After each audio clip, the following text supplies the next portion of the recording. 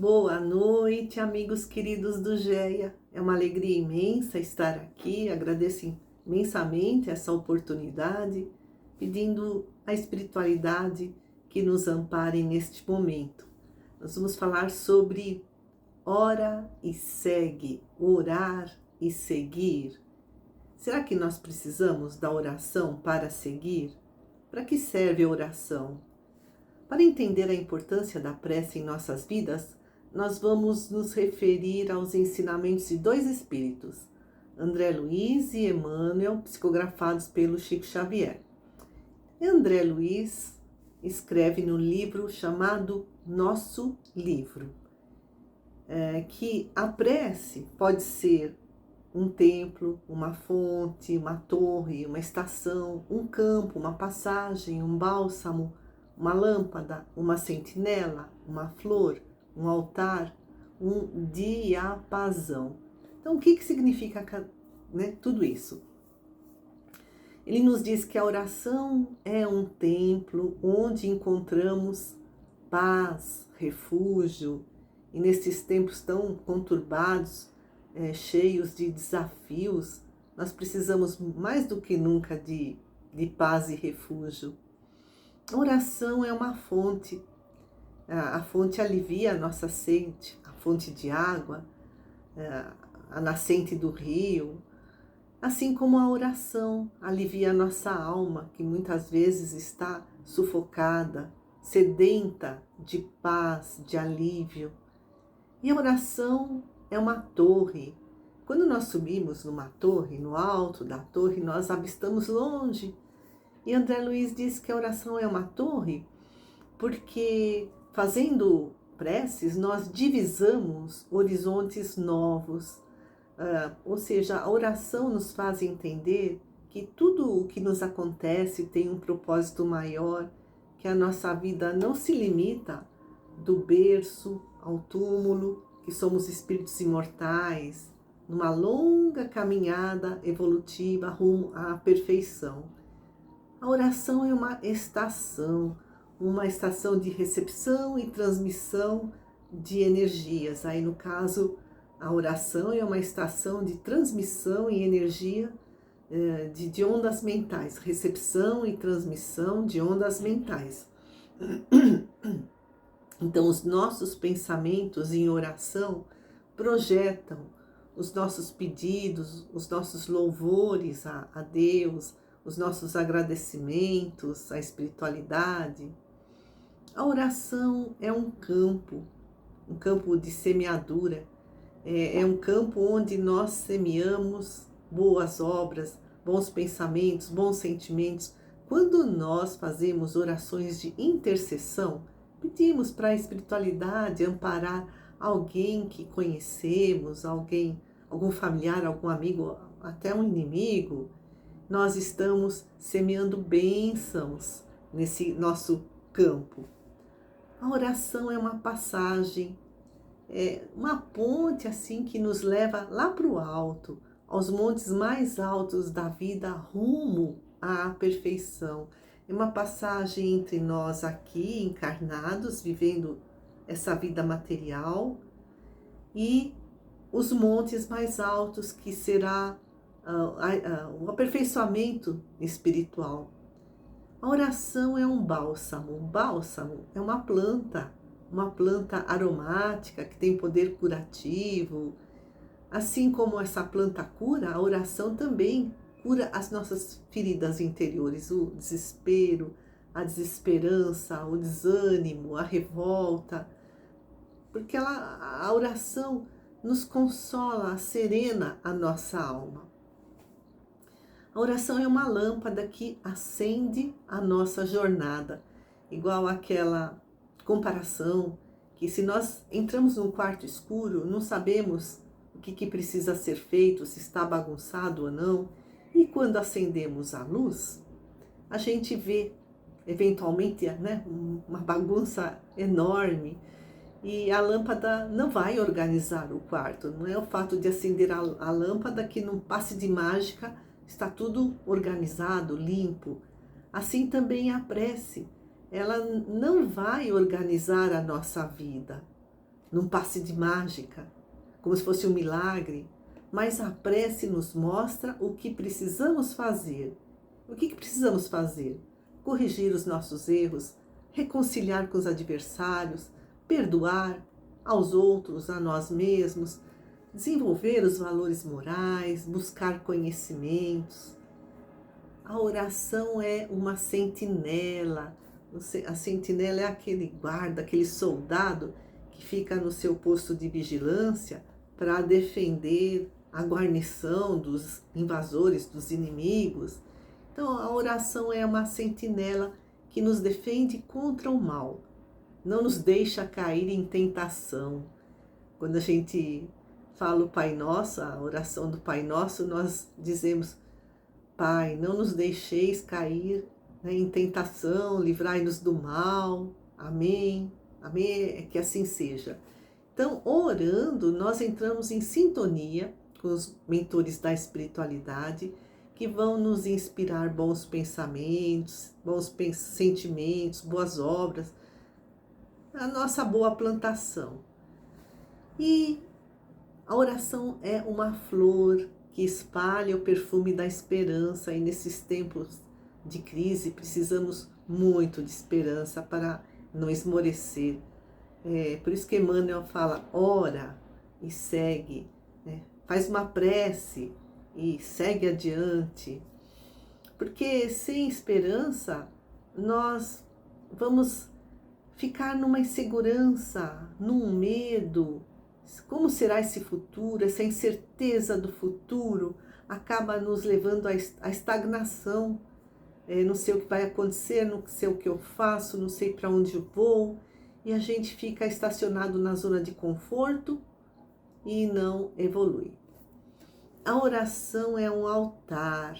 Altar vem do latim altare, que significa altus, uma plataforma elevada que desde a antiguidade servia para celebrar ritos religiosos a diversas divindades.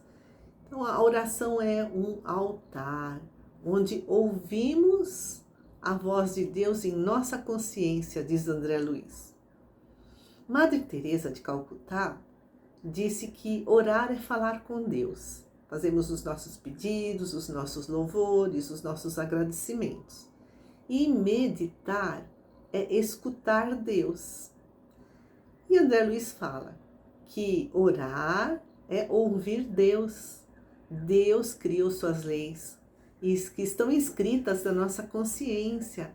Então, orar além de falar com Deus, também ouvir a nossa consciência.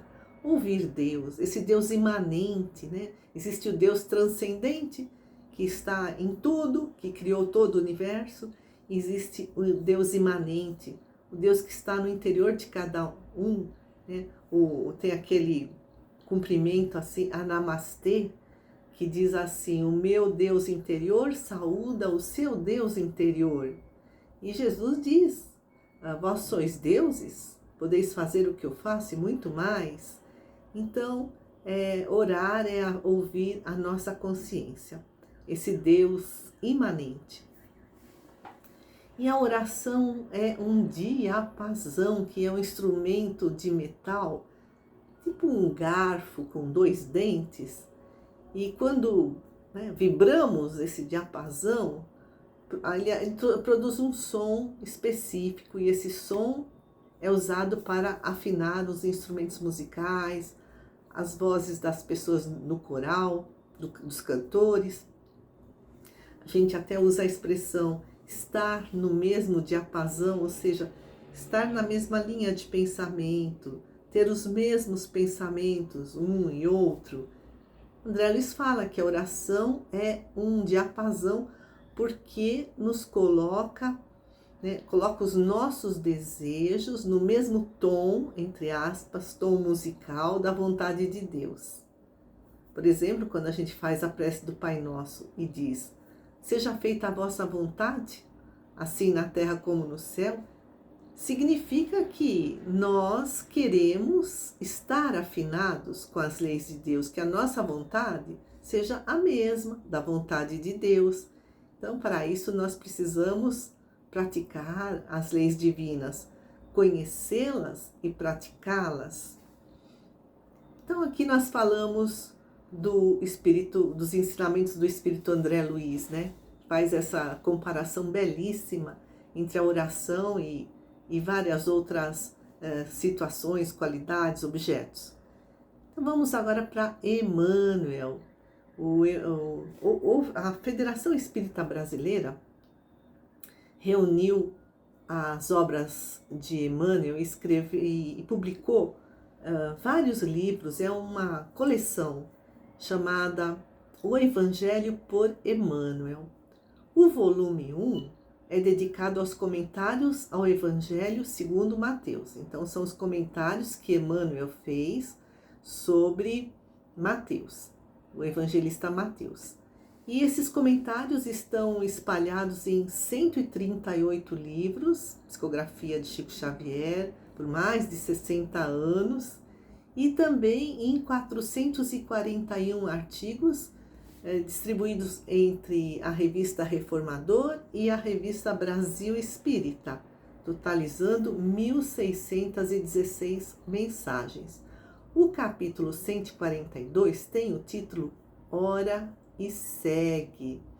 E Emmanuel, então, aqui nos convida a orar com muito sentimento, não fazer aquela prece decorada, da boca para fora, porque orar com sentimento vai fortalecer a nossa caminhada evolutiva, para que não desfaleçamos, para que não guardemos mágoas, não nos aflijamos, não nos perturbemos, não nos revoltemos.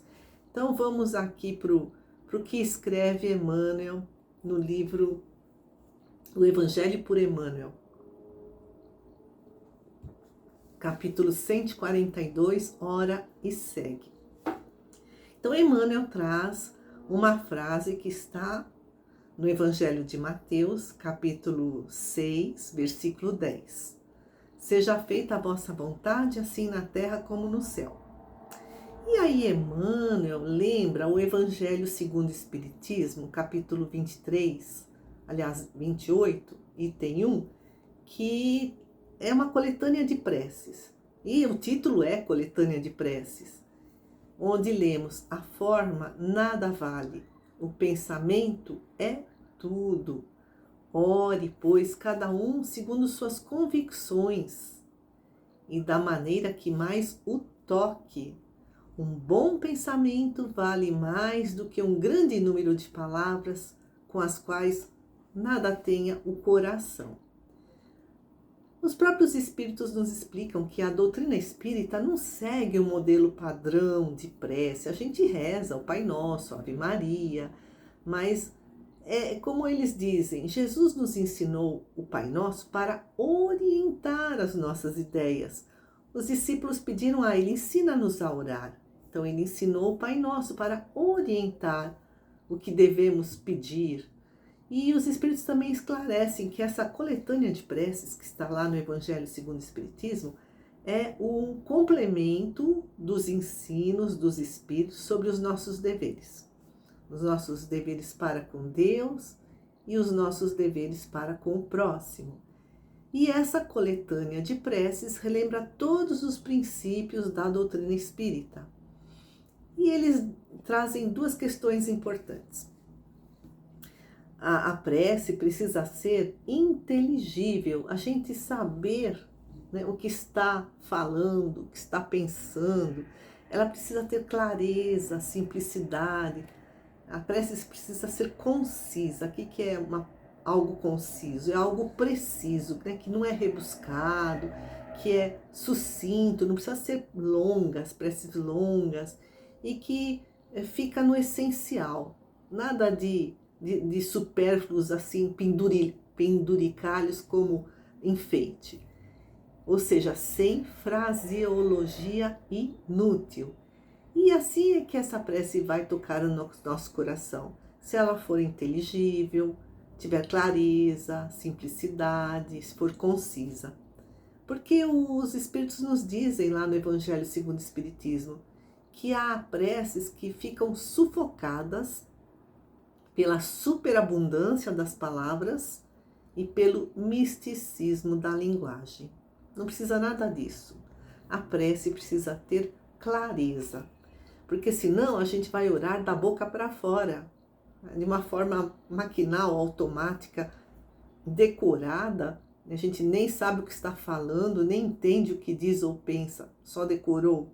A gente até fala assim, olha, a boca não passa a prece nesses casos não passa do céu da boca.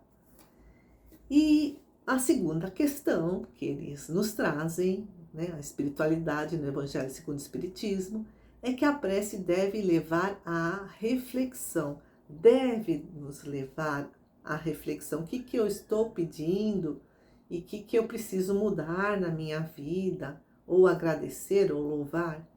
Então, por exemplo, quando a gente fala, Pai, venha a nós o vosso reino, seja feita a vossa vontade, assim na terra como no céu.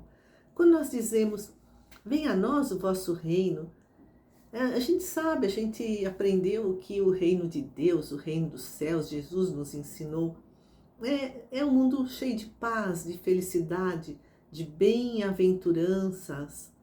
Mas para conseguir esse reino dos céus, né, venha a nós, aqui no nosso coração, o reino de Deus está dentro de vós, ou vem aqui no nosso mundo, planeta Terra, que será a somatória desse reino de Deus em cada coração. Então venha a nós o teu reino, né, de paz e amor. Mas nada vem assim, ó, de graça, né? Tudo exige o nosso esforço, o nosso empenho. Jesus disse, a cada um segundo suas obras. Ajuda-te, que o céu te ajudará. Então, quando nós dizemos, venha a nós o vosso reino, nós queremos esse mundo de paz e felicidade, lógico, mas nós estamos fazendo por merecer? Nós estamos fazendo a nossa parte?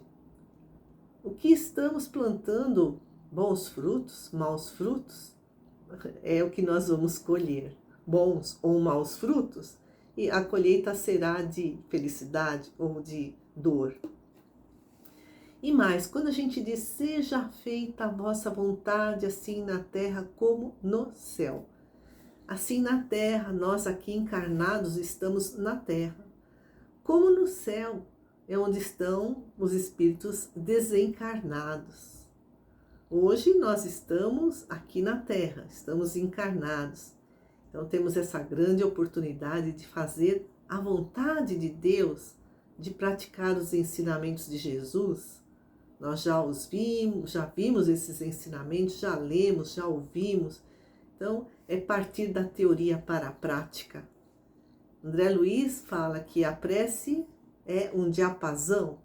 Então os nossos desejos, a nossa vontade deve vibrar em uníssono, no mesmo tom, no mesmo diapasão, no mesmo som uníssono, que a vontade de Deus, ou seja, cumprir as leis de Deus, praticar as leis de Deus a cada dia da nossa existência.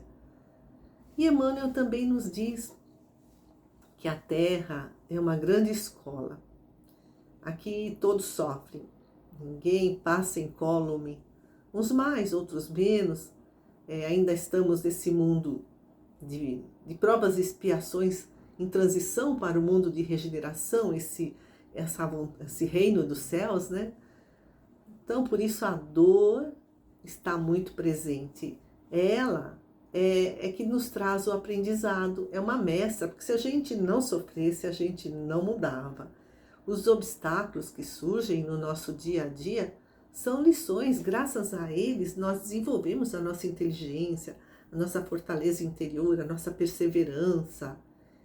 E a prece, né? Diante dessa situação de mundo ainda sofrido, de dores, de nós ainda sermos tão imperfeitos, a prece é um fio luminoso, diz Emmanuel, que nos conecta aos bons espíritos. E essa conexão nos permite receber deles inspiração, que nos levará a um maior discernimento nas nossas escolhas, nos nossos planejamentos, a uma maior fortaleza diante das dificuldades da vida, fortaleza interna, o fortalecimento do espírito. E tudo isso acabará nos trazendo paz e acabará também aumentando essa nossa luzinha ainda tão fraca. Jesus disse: brilhe a vossa luz. Mas a prece também é uma lâmpada que iluminou o quarto escuro, mas também ilumina o nosso interior, porque nos mostra o que precisamos fazer. E mesmo, diz Emmanuel, quando nós pedimos ajuda para alguém, nós fazemos uma prece, pedindo a Deus, a Jesus, a espiritualidade, que socorra, que ampare, que abençoe essa ou aquela pessoa, nós estamos em sintonia com os bons espíritos, porque nós estamos vibrando o amor, temos boas intenções, e essa sintonia com os benfeitores espirituais nos será muito benéfico, porque eles também vão nos inspirar a solução para os nossos problemas. Olha que coisa boa, né? 2 em 1. Quando a gente pede algo para alguém em prece, a gente se sintoniza com a espiritualidade superior. Esse alguém, dentro do seu merecimento, recebe ajuda, e nós também, por estarmos vibrando coisas boas, também receberemos ajuda para solucionar os nossos problemas. Por isso que Emmanuel, nessa belíssima mensagem, nos convida a não desfalecer, não nos magoarmos diante de nenhuma circunstância. Então diz ele: não desfaleças nem te magoes, ora, e segue adiante, rogando ao Senhor te auxilie a compreender sem desesperar. Porque às vezes, no meio das dificuldades da nossa existência, nós estamos tão sufocados, tão necessitados, tão perdidos, entre aspas, que procuramos alguém para dividir o nosso fardo. Mas, em vez de recebermos ajuda, essa pessoa, diz Emmanuel, né, ele faz uma suposição, nos traz ainda mais dissabores. Além de não nos auxiliar, ainda nos julga, nos condena. E aí Emmanuel fala: não te aflijas, nem te perturbes, ora, e segue adiante, rogando ao Senhor te auxilie a sofrer sem ferir. Porque às vezes também nós somos muito dedicados a algum parente, a algum amigo, fomos abnegados, né? Abnegação envolve sacrifício, e pensamos, quando chega a nossa hora de precisar de alguma coisa, poxa, né? Fiz tanto por aquela pessoa, com certeza eu vou receber carinho, atenção, agradecimento. Até o Emmanuel cita repouso na velhice. Se a pessoa ainda é jovem, pensa: eu estou cuidando tanto dos meus filhos, estou fazendo o máximo por eles, quando eu ficar velhinho, eles vão retribuir isso comigo, ou se já é idoso. Mas muitas vezes ouvimos novas intimações à luta e ao sacrifício. Então, em vez de esses familiares nos ajudarem quando chega a nossa vez, né, de precisar, eles continuam exigindo de nós, porque se acostumaram. Nós sempre estivemos presentes, sempre demos de tudo para eles dentro das nossas possibilidades, estão acostumados. E aí, em vez de inverter o lado da moeda, agora é você que precisa de ajuda, não, eles continuam nos intimando à luta e ao sacrifício, esperando cada vez mais de nós que nos sacrifiquemos, que continuemos nos sacrificando. E Emmanuel diz: não te revoltes, nem desanimes, ora, e segue adiante, rogando ao Senhor te auxilie a servir sem reclamar. Ou então, quisermos espalhar as verdades do Evangelho, mas aí, né, vem a desconfiança, o sarcasmo, a ironia. Não chores, nem esmoreças, ora, e segue adiante, rogando ao Senhor te auxilie a esperar sem exigir. Em todas as provações, ora e segue adiante, rogando ao Senhor te auxilie a sustentar a consciência tranquila, cumprindo os deveres, que a gente só vai ter consciência tranquila mediante o cumprimento das nossas obrigações. E se receberes pedradas e humilhações, ora e segue adiante. E Emmanuel termina dizendo que cada um está no seu estágio evolutivo, mas que Deus é a força do tempo, tanto quanto o tempo é a força de Deus. Então tenhamos paciência para com os outros, para conosco também, porque cada um está no seu estágio evolutivo, mas façamos o melhor de nós, porque como diz Madre Teresa de Calcutá, quando a gente faz algo para alguém, a nossa ligação não é entre nós e esse alguém, é entre nós e Deus. Mesmo que essa pessoa tenha sido ingrata, que essa pessoa não nos tenha entendido, não tenha retribuído aquilo que esperávamos em troca, a nossa ligação será entre nós e Deus. Então, agradeço muitíssimo, amigos queridos, por mais essa oportunidade. Que Jesus nos abençoe sempre.